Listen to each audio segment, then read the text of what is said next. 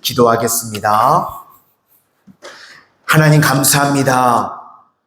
오늘도 세상의 수많은 사람들 가운데 하나님께서 구별하고 택하신 주의 거룩한 백성들, 하루의 가장 처음 시간 주님과 교제하고 교통하는 인생들 되게 하여 주시니 감사를 드립니다. 오늘도 주의 자녀들의 작은 기도, 작은 믿음, 작은 헌신을 바라보시고 오병이어와 같이 주가 일하심으로 말미암아 놀라운 일들이 체험되어지는 우리 교회와 우리 성도님들 각 가정들 되게 하여 주시옵소서. 우리 성도님들의 기도를 날마다 듣고 계시는 주님께서 일하여 주셔서 하나님의 때에 하나님의 방법으로 저희들의 삶에 가장 좋은 것들이 이루어지는 복된 인생들 다 되게 하여 주시옵소서. 예수님 이름으로 기도드립니다. 아멘. 오늘은 징계의 목적이라는 제목으로 하나님의 말씀 증거하도록 하겠습니다.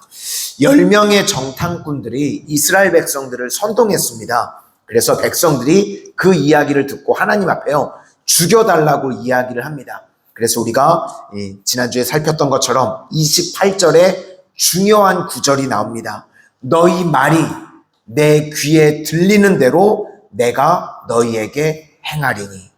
하나님께서 너희 그 원망의 말 내 귀에 들리는 대로 내가 그대로 행해주겠다. 그래서 35절에 이 광야에서 소멸되어 거기서 죽으리라. 백성들이 죽겠다 그러니까 그래? 그럼 내가 너희들 죽여줄게. 하나님께서 그렇게 말씀하셨습니다. 아마 백성들은요 설마 했던 것 같습니다.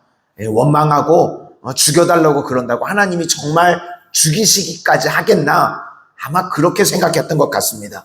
그런데 하나님께서는요 우리가 성경을 보면 처음에 기준을 세우실 때는요 좀 엄하게 하실 때가 있는 것 같습니다. 지금이 그런 때였습니다.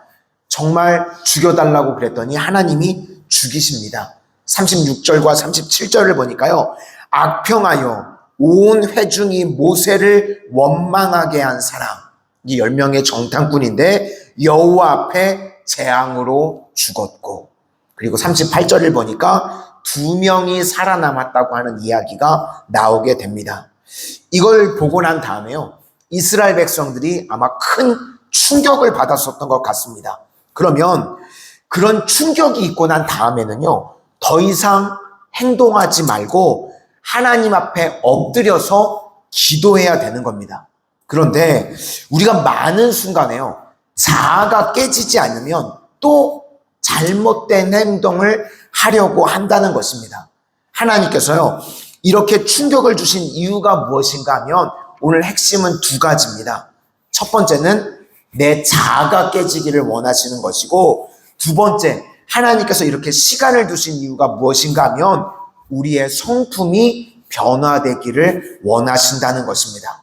그러니까 하나님의 징계는요, 우리의 자아가 깨지는 것 한 가지, 그리고 성품의 변화, 이게 핵심이라는 것입니다. 야곱은요, 이스라엘 백성들의 모습과 참 닮아 있습니다. 변화가 잘 되지가 않습니다. 야곱도 보시면. 그래서 징계와 이름을 통해서요, 야곱의 자아가 깨지는 것을 보게 됩니다. 야곱의 자아가 언제 처음으로 깨지는가 하면 자기의 아들 베냐민, 이제 이를 위기 가운데 놓였습니다. 그때 처음으로 이르면 이르리로다. 하나님 앞에요, 내려놓는 장면이 처음으로 나옵니다. 그랬더니 베냐민도 잃을 줄 알았더니 잃어버렸다고 생각했던 요셉까지도 다시 얻게 되었습니다. 움켜쥘 때는요, 야곱이었는데 이제 하나님 앞에서 내 자아가 깨지고 내려놓으니까 이긴 자, 이스라엘이 되었습니다.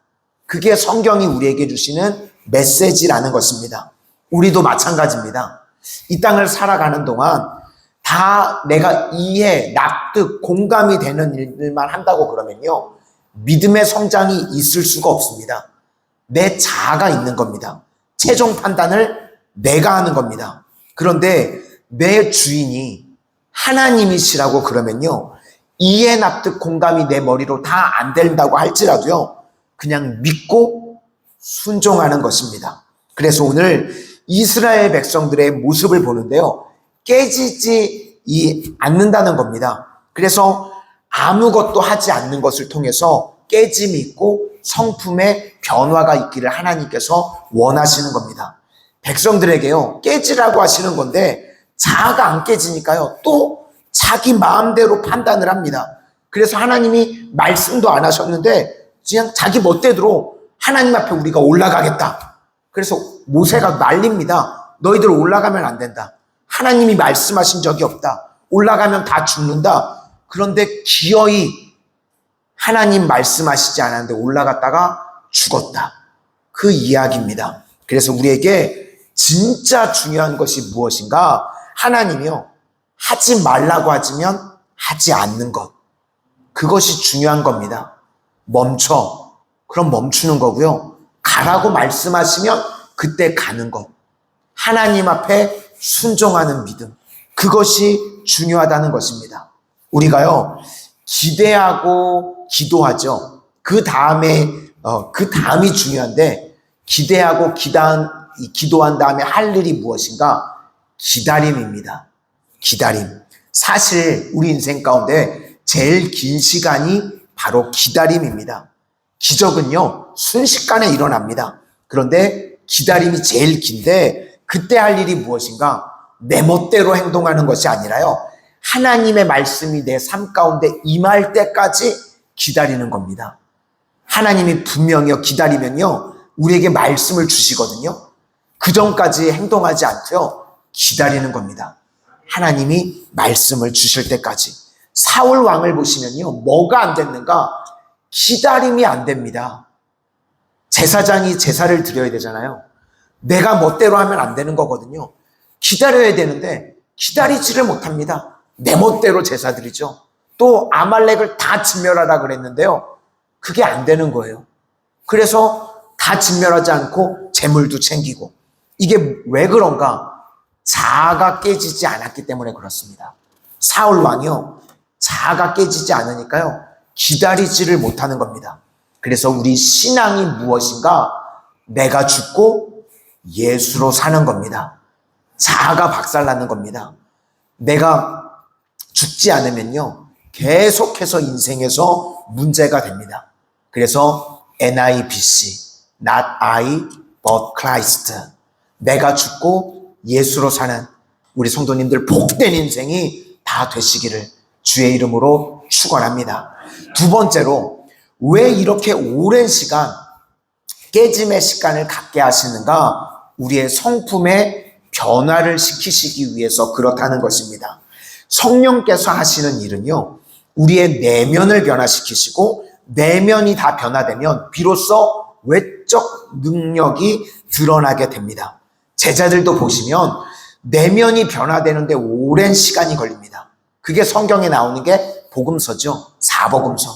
그때 보면 제자들이요, 다 자충우돌입니다. 아직 내면이 변화되지 않았죠. 그런데 이제 내면이 변화되고 난 다음에 외적인 능력이 오순절 성령의 임재 위에 막 사도행전을 통해서 드러나게 됩니다. 고린도전서 2장 4절 말씀을 보시면 내 말과 내 전도함이 설득력 있는 지혜의 말로 하지 아니하고 다만 성령의 나타나심과 능력으로 하여. 여기서 성령의 나타나심은 뭐고 성령의 능력은 무엇인가? 성령의 나타나심은요, 내면에서 이루어지는 일입니다. 성령께서 내 안에 임재하셔서 내 안에서 나타나신다는 겁니다. 그러면 성령께서 내 안에 임재하시면 어떤 일이 벌어지는가? 내 성품을 변화시키는 겁니다. 성령의 9가지 열매가 맺어지게 되는 겁니다. 사랑, 희락, 화평, 오래 참음, 자비, 양성, 충성, 온유, 절제. 이렇게 성품을 만드시는 시간이 오래 걸리는 겁니다. 그래서 내면이 이제 변화가 되면 그 다음에 어떤 일이 나타나는가? 비로소 내 삶 가운데요, 능력이 나타나게 되는 것입니다. 그래서 저는 성도들이 당하는 모든 일들이요, 다 축복이라고 생각을 합니다. 어떨 때는 징계같이 보일 때도 있고요. 고난같이 보이기도 하고 어려움이 지속되는 것 같은 시간도 있습니다. 기다리는 시간이 있습니다. 그때 내 자아가 깨지는 겁니다. 깨져서요, 가루가 됩니다. 이 용각산이 되는 거죠.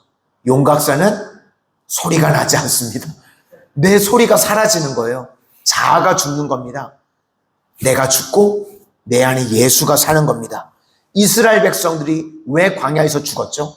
원망하다가 다 죽었습니다. 자아가 살아있으니까요, 자꾸 내 소리가 올라옵니다. 깨지지 않으니까요, 가나안에 들어가지를 못했습니다. 그리고 그 다음에 할 일은 우리 성품이 하나님의 성품으로 변화가 되는 겁니다. 그래서 내 삶에 이제 능력이 드러나게 될 때는요, 반드시 성품의 변화 이후에 능력이 나타나게 된다는 것입니다.